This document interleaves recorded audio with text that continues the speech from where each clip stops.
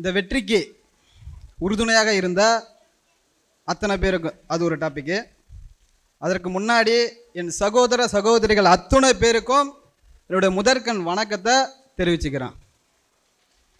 இந்த வெற்றிக்கு உறுதுணையாக இருந்த என்னுடைய நிறுவனத்துக்கும், பயிற்சி நிறுவனத்துக்கும், என்னுடைய தாய்க்கும் தங்கைக்கும், இந்த வெற்றியை உறுதிப்படுத்த என்னுடைய தாய்மொழி தமிழுக்கும் முதற்கண் வணக்கத்தை தெரிவித்துக் கொள்கிறேன். அதுக்கப்புறம் நம்மளுடைய வெற்றியை உறுதி செய்கிறது என்னன்னு பார்த்தீங்கன்னா தொடர் பயிற்சியும் முயற்சியும் தான். நான் இங்கே இந்த அகாடமிக்கு வந்து ஃபஸ்ட்டு சேரும் பொழுது சுகேஷ் சாரை தான் பார்த்துட்டு வந்து சேர்ந்தேன், கனிமுறை சாரையும் பார்த்துட்டு வந்து தான் இங்கே சேர்ந்தேன்.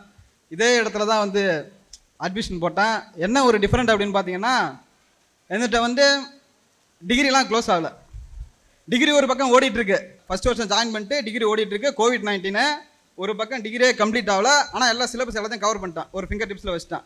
இந்த பக்கம் டிகிரி கம்ப்ளீட் ஆகணும், இன்னொரு பக்கம் போயிட்டு அப்ளிகேஷன் போடணும், அது ஒரு பக்கம் ஓடிட்டுருக்கு. கரெக்டாக அப்ளிகேஷனும் அப்ளை பண்ணிட்டேன், டிகிரியும் முடிஞ்சிடுச்சு, ப்ரிலிம்ஸும் கிளியர் பண்ணிட்டேன். மெயின்ஸுக்கு வந்து இங்கே ஜாயின் பண்ணுறான். ஆனால் மெயின்ஸுக்கு பயப்படாமல் வீடியோஸை பார்த்து தொடர் பயிற்சியை போட்டு கரெக்டாக மார்க்கும் கொண்டு வந்துட்டேன். கடைசி டைமில் கொஞ்சம் கவுன்சிலிங் வராமல் சில இது இருந்துச்சு, திரும்ப வந்துடுச்சு, இருந்தாலும் பரவாயில்ல. இந்த வெற்றிக்கு உறுதுணையாக இருந்தால் நம்மளுடைய இப்போ எல்லாருமே பேசியிருப்பாங்க, தாயை வந்து முன்னுரிமையை பற்றி பேசியிருப்பாங்க. அந்த தாய்க்காக ஒரு வள்ளுவன் தந்த மகா சாசனமான அந்த ஈன்ற பொழுதின் பெரிதுவக்கும் தன் மகனை சான்றோன் என கேட்ட தாய் அப்படின்ட்டு அந்த ஒரு குரலை முன்னிறுத்துகிறேன். ஏன் என்று கேட்டிங்கன்னா, ஒரு பெண்ணாகிய தாய் வந்து அளவற்ற மகிழ்ச்சி எப்பொழுது அடைகிறாள் என்று பார்க்கப்படும் பொழுது நகையோ ஆபரணமோ சொத்தோ எதுவுமே அல்ல. குழந்தை பிறந்திருக்கிறது என்ற பொழுது ஒரு பெண்ணாகிய தாய் அளவற்ற மகிழ்ச்சியை அடைகிறார். அதை விட எப்பொழுது அந்த தாய் மகிழ்ச்சி அடையும் பொழுது தன் மகன் சான்றோன் என கேட்கப்படும் பொழுதுதான் அந்த தாய் அளவற்ற மகிழ்ச்சி அடைகிறார் என்று வள்ளுவன் சான்றாக குறிப்பிடுகிறார். ஓகேவா?